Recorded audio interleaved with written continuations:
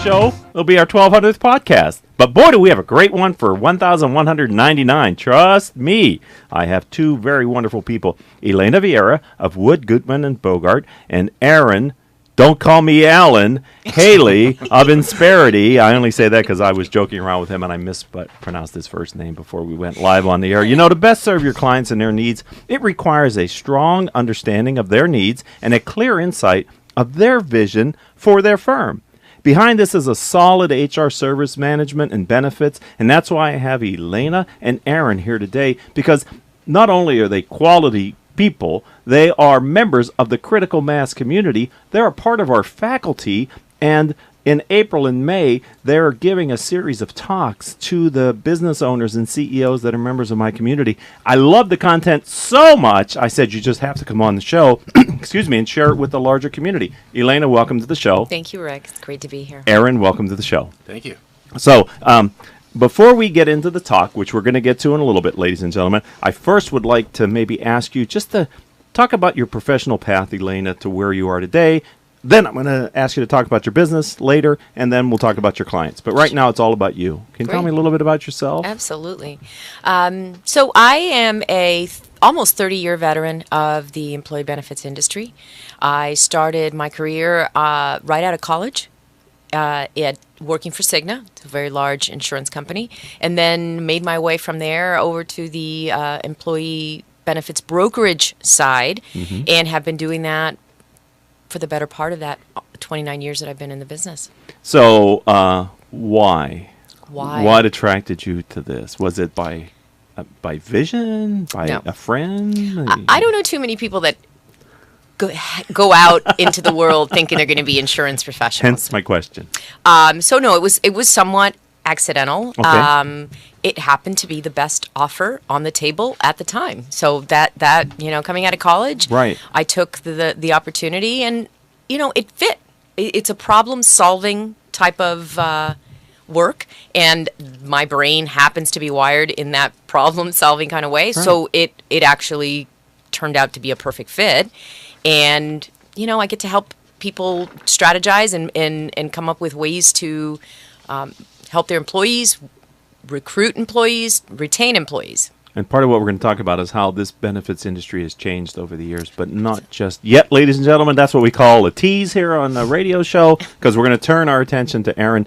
What's your background, dude? My background is I started off in advertising, search marketing, so helping businesses in terms of finding their customers and making more money that way. And then I'd say quite a few years ago, I fell into this whole completely different way to help a business, which is their human capital strategy. This idea of kind of leveraging their people and streamlining operations internally to actually have the business run better, perform better, and ultimately be more profitable. And that I kind of found my way into quasi-benefits world, but also the world of professional employer organizations, which maybe we can talk on in a minute. Yes. And where I'm currently at Insperity.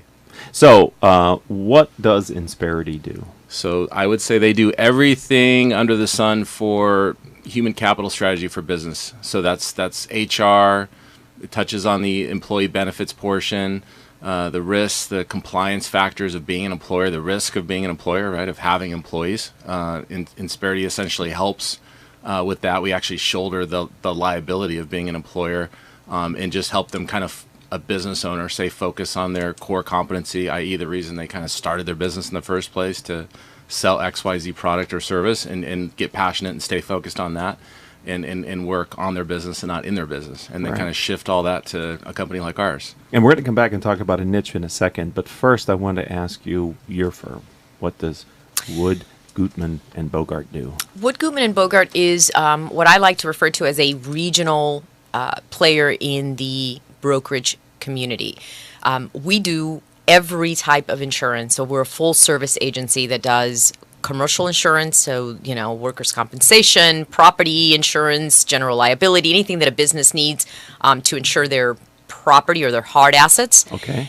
The employee benefits, which are their personal, their employees, and then we also have a personal lines division that handles high net worth clients, autos, yachts, jewelry, things like that. Planes. Yes. Yes. Okay. But what's your role?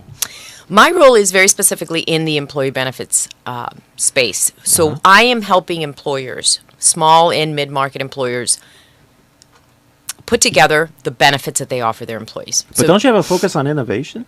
I do. So a big part of what is now called employee benefits looks much different than what it did when I started in the 1990s. So at that point, it was very basics, right? Medical insurance, dental insurance, maybe vision. If you're lucky. If you're lucky. Right. Now it's a plethora of things that you would have never thought that would be part of an employee benefits package. Student loan financing or repayment tools. Wow. Personal loan solutions. A lot of digital solutions around coaching for financial wellness. The list is endless. Home ownership coaching. Wow. On and on. Yeah, and these are all attempts to satisfy, as I said in the open, understanding what the needs of your employees are, but also then to make yourself an attractive employer. Absolutely. To be an employer of choice, when you're one of the employers that a candidate is interviewing with, how do you differentiate yourself? Yeah. And the benefits really become a very critical way of doing that. Yeah, you guys talk about that in your talk, which we're not talking about yet. We're not talking about their talk, but I'm telling you, they talk about it in that talk. Do you follow that? Absolutely. Yeah. All right, I got then. it. So what's the niche? Where do you focus? And then, Aaron, I'm going to ask you the same question. I think over time, I would have thought that I would fall into some sort of niche, industry. But the reality is employee benefits is kind of for every employer that is needing to, retain their talent, right? Bring in talent, retain their talent. So really it becomes an issue of who needs that? Okay. And so any size, Really? but mostly I would say, the ideal client for me would be an employer that has, 50 employees, maybe to about 200 employees. That's Okay. like a, ideal client. All right. Where we can really leverage the services and the resources that we have available. Okay. And help them. So 50 to 200. Think about that, CEOs that are out there. Is that you? And Aaron, what's your story? My story in terms of What's your kind of niche? niche. Yeah. Well, I would say that as much as it sounds like a cop out, it's any company, any business that has a getting better agenda and cares about their people. So I think to Elena's point, there's kind of this. I think there's a lot of talk out there about a war for talent. People, Right. Employees have so many options. Through a variety of tools, but also just the economy in general. There's just so much else out there to do, and this transition from kind of, giving employees a job and giving them an experience, which is kind of, again, what we got into in our talk about benefits, kind of all around benefits that you wouldn't even really consider putting in maybe the benefits bucket, just that overall experience. And really anybody who's engaged on that and again, is trying to grow their business and kind of go to the next level, that's who's a fit for us. So it's kind of regardless of industry or size. Mm-hmm. Yeah. Okay. So let's turn our focus here for the second half of the Critical Mass radio show and podcasts to the talk. As I said, you're members of the Critical Mass community, you're faculty in the community, and I've seen you give your talk 2 times so far, and each time it left an impact on the audience of adult learners. It's interactive, it's somewhat playful, but it's a strong message that I think your talk conveyed to them. So I took away that your positioning is based on facts. The companies that are good employers do better in good times and bad times than those people that may be fast growing or other dimensions, right? That this investment in your people pays its dividends in rainy times and sunny times, because you had a bunch of statistics. But that's what I took away. What were you hoping to convey in the talk that you gave to the Critical Mass members? What's the main idea of this talk? Unless I just took it away from you by saying what I said. No, I think there's a lot of dimensions to Good. the talk, to the presentation, and to kind of what we're saying, right? I think that one of the key factors is to start the conversation, to get that conversation out there and start people thinking about creating an experience that employees are going to gravitate towards, particularly when you are, competing with other employers, and those candidates are up for grabs. It goes back to that conversation. How do you differentiate yourself as an employer? And I think creating an experience is part of that. Which I think, if I can interrupt, I think that's an idea that maybe the community didn't think about that way until you guys presented it to them. We all think about your customer's experience, right? And walking the customer experience, but you had a graph that you spoke to which showed the employee experience. Completely. Right. Right. Yeah, that you're talking about the Gallup journey. Yes. Right. Absolutely. As I'm doing the research for this, I realize that this is called something. It's a thing. It's EX. It exists. It exists. Much like, CX is the customer experience, Right. EX is the employee experience. And so we saw, or you saw, Rick, kind of the evolution of, the concerns with employee morale, and then as time kind of passed, we got into engagement, and now we're in this newest iteration, and they're not replacing each other, by the way. The employee experience being the latest phase or battleground of where we are with this war on talent. Right. It's sort of like it keeps growing, right? It's what it was before and more now. It keeps building on itself, and and again, I think evolution's a good word, because they work together, these concepts. So engagement, we're not tossing that out. We're saying, okay, so engagement, that's the short-term perks and the initiatives. The experience is kind of this journey, as Gallup depicts it, where you've got these various stages in an employee's connection to the organization, basically. Right.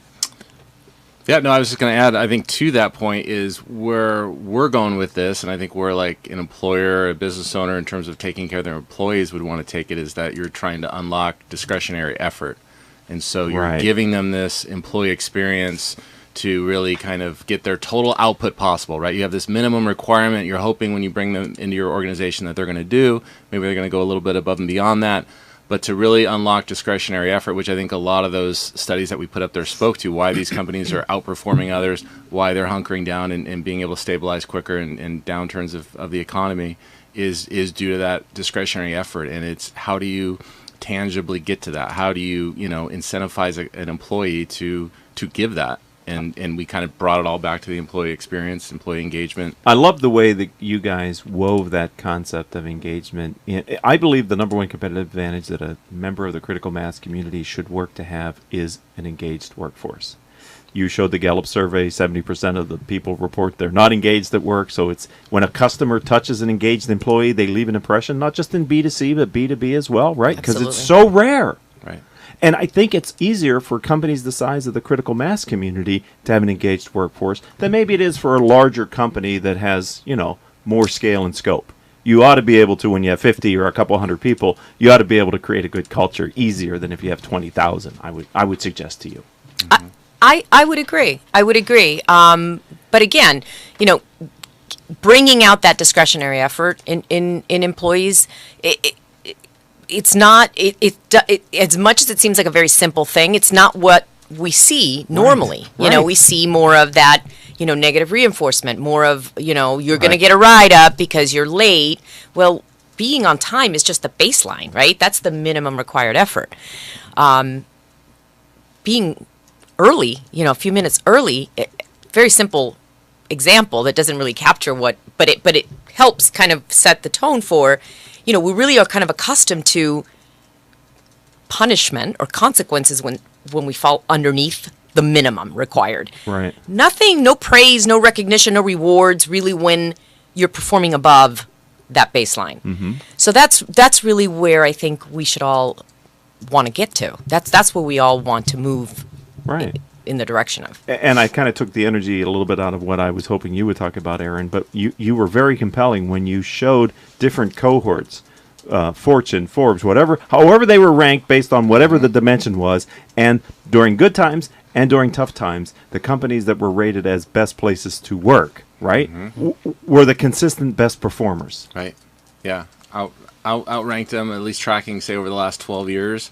And then also kind of tracking through that rough patch of, kind of 2008, 2009, with that kind of economic crisis, they were the least effective, so to speak, and the quickest to kind of bounce back. I had a senior executive from Experian on this program in this seat years ago, and I asked him, this great recession, it was broad and deep, and he said, yes, it was. Their data showed them that. But what they saw was that the companies that were better run, which I think is what you were showing, they were less affected as a cohort than the companies that Experian used wasn't as well run. So their massive data reinforces the data that you presented again just last week. Yeah. It's undeniable. Right. It really is, because I think if you recall, I had, I saw Cornell University study, Gallup had a ton of studies, Edelman. It's everyone out there. So if when there's smoke, there's a fire, right? Right. So there's something in this. Yeah. And unfortunately, I think there's a tendency to barrage people with a term, right? So engagement became this just clobbering everybody over the head with engagement. And so, nobody wants to hear that word. It's a turnoff. But, that's unfortunate, because there really is something there. And so that's why I think we wanted to focus on what's the next phase of this, which really is the employee experience. Right, and you gave a lot of practical. We don't have time to do it here on Critical Mass Radio Show, but if you see these two folks giving a talk in Orange County or Southern California, I encourage you to sign up. It's well worth the time. You actually get to participate, which I thought was fantastic, right? You got them engaged, and then there was a lot of the time was conversation where they were sharing with each other, which you would be commended for. I think that was really great that you allowed them that opportunity to do that, because they took a couple surveys. I think that was the best part, I think, for all of us, because we know what we're researching, but what we don't know is what we're going to hear from the audience and what the experience is. Right. It's all about the experience here on Critical Mass Radio Show and Podcast. So I know that you're going to give this a couple more times in the community, and I'm looking forward to that. What, if anything, did you two personally... I know you were advocates of this before you put this custom talk together for my members, but and you'll give it to others. Did you learn anything new beyond what we've already talked about as far as aha moments, or to just reconfirm what you've already been seeing in your professional practices about the importance of an employee experience leading to engagement? So, it's hard not to be in this business and not have a sense for the tone or the tenor of things when we're delivering news about benefits. And let's just boil it down to that. The employee experience is far more than just benefits, right? But just in that microcosm, when people aren't happy with that, it's very clear, right? We get it. We get it, and we understand. And so this really shone the light on how recognition, compensation, benefits, all of these things really are customizable to some extent and play into that experience and really make a difference in what an employee is willing to do. Yeah, because you talked about intrinsic and extrinsic factors. Right. And I thought you did a very nice job of showing an employer how they can leverage both for their employee population. So I have to give you guys high marks for the talk. I was thrilled to see it. The energy that was in the room, the way you guys played off the members, it was just fantastic. I can't wait to see you do it again next month. Awesome. We're looking forward to it. So if someone would like to learn more about you professionally, Elena, how would they find you online? Where would you suggest they go? They can find me online. www.wgbib.com is our website. Do that again. www.wgbib.com. Got it. That's the Wood Gutmann website. You can email me at EV as in Victor, IERA at wgbib.com. Perfect. Aaron, how would they find you, my friend? I would say LinkedIn, probably the easiest. Okay. So Aaron, AARON, Haley, and I'm with Insperity, and we could start chatting there. So go back over that name again, a little slower, though. AARON, Aaron, HALEY, Haley, and Insperity, I should spell Insperity. Right. INSPERITY. Well, I'm really thankful that you two took the time to come and share just to tease a little bit about the talk, because I know how busy you both are. The fact that you're both members of the community and valued parts of our community, I can't tell you how excited I am that you're both a part of the faculty for the Critical Mass. And thank you for being guests on the program today. Thank you, Thank Rick. you, Rick. It's a pleasure. Yeah. Pleasure's all mine. All right, and I'd like to thank Paul Roberts, who's our engineer for today, and my 3 producers, without whom I could not do this show each week, Joan Park, Crystal Nunley, and Haley Stern. If you'd like to connect with me, let's do LinkedIn. I'm Richard Franzi, Franzi. And until our next show, I hope all of your business decisions will move your company in a positive direction.